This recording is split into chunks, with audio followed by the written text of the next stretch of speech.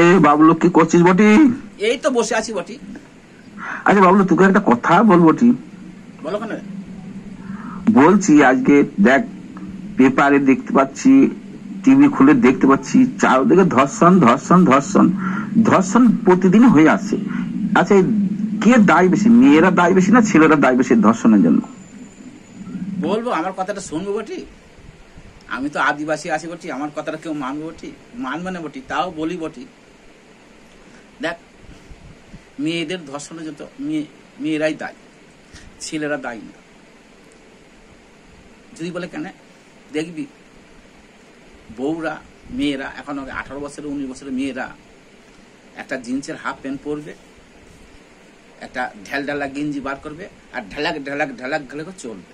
ওই দেখে জানিস তো, ছেলেদের মনে উত্তেজনা তৈরি হয়।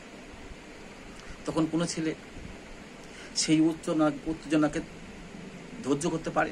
কোনো ছেলে পারে না, তখন ওদের ধর্ষণ করে দেয়, জানিস? এই ওই যদি না দুলাতো, ছেলেটা উত্তেজনা হতো না, আর ধর্ষণ হতো না। দেখ, এখন প্রত্যেকের কাছে মোবাইল আছে, ছোট বড় সবার কাছে মোবাইল আছে।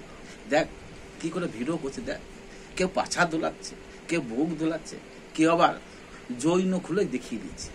ওই দেখে প্রত্যেকটা ছেলে শরীরে উত্তেজনা চলে আসছে। সেই উত্তেজনা কোনো ছেলে সহ্য করতে পারছে, কোনো ছেলে সহ্য করতে পারছে না। তখন জানিস তো, বালিকা না বালিকা, ওরা যখন উত্তেজনা তৈরি হয়, ওরা সহ্য করতে পারে না, তখন যাকে তাকে ধর্ষণ করছে। এর জন্য মেয়েরাই দায়ী, ছেলেরা দায়ী নয়। কেন? মেয়েরা যদি সভ্যভাবে চলে, ভদ্রভাবে চলে, ছেলেদের মনে উত্তেজনা তৈরি হবে না, আর ধর্ষণ হবে না। কেন? আমি আদিবাসী আসি বটি, আমার কথা মানবে কেন বটি? যাই দাদা ভাইরা, সত্য মিশারটা যাচাই করবেন বটি।